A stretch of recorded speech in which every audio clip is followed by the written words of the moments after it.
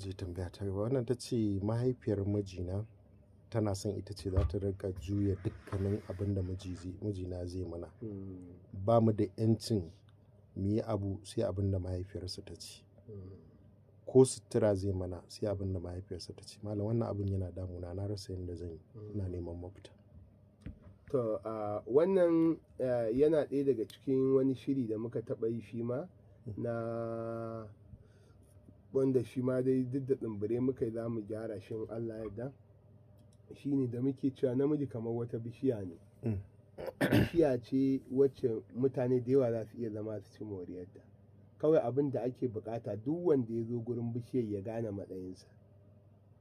Akwai wanda ya dasa bishiyar, akwai wanda yake bata ruwa, akwai wanda ma cutar ta yake in ya wuce sai ya tsinki ganye, amma in ya tsinki ganyen yana ba da dama ganye biyu su fito. Akwai wanda bai san bishiyar ba sai bayan da ta girma ta zama katuwa.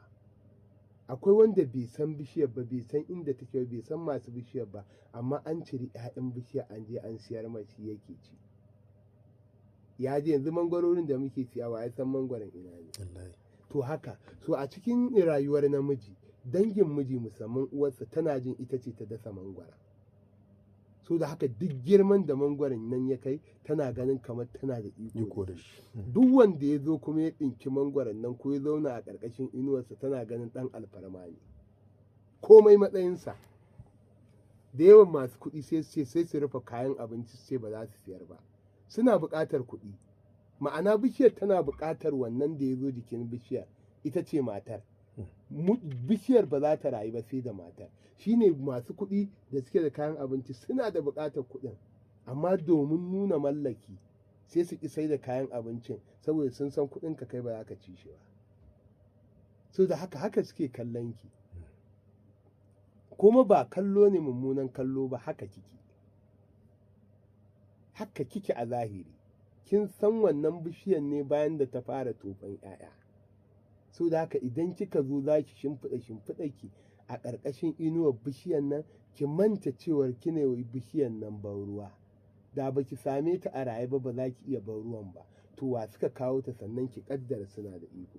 Abu na biyu shine a dangane da shi dai namijin idan kin ɗauka shine idan kika tashi aure, mata muna yawan ba su misali, ki kula da wa kika aura.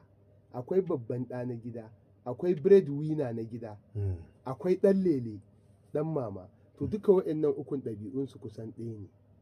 Duk wanda a gidansu shine ɗan lele, an zo zaki biki kina hangara baki wai danginsa sun tara miki laife, to sun karɓi authority, suna da iko da ke kenan.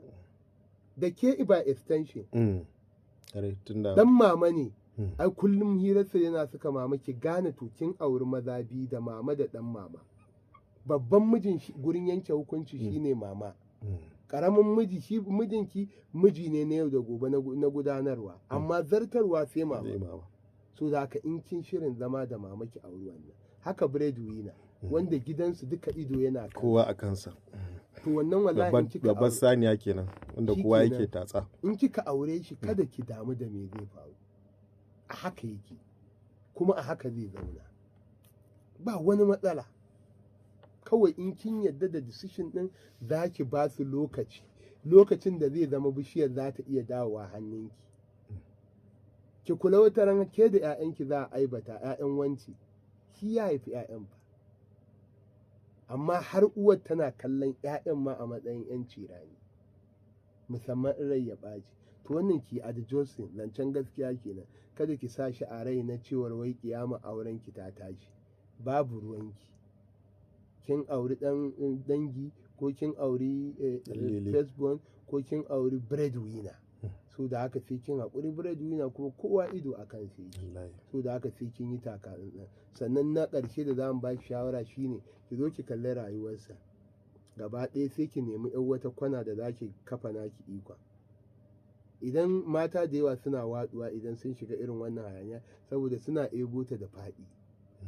Sai sun kwace wancan ikon mai bishiyar kai tsaye. Amma idan kin kula da ya kwarkwata take, fidda mai gida a hankali take shiga. Tana karɓa a hankali wata ran sai a zo a tarar babu komai. Akwai wanda sai kin dinga ɗora man magana a harshe ya tafi ya ƙuntata uwar in haka yake so. amma in kin fito gaba da gaba to yayi wahala ki samu nasara nasara babu ba za ma Allah ta muke samu roƙo ya datar da mu ta musu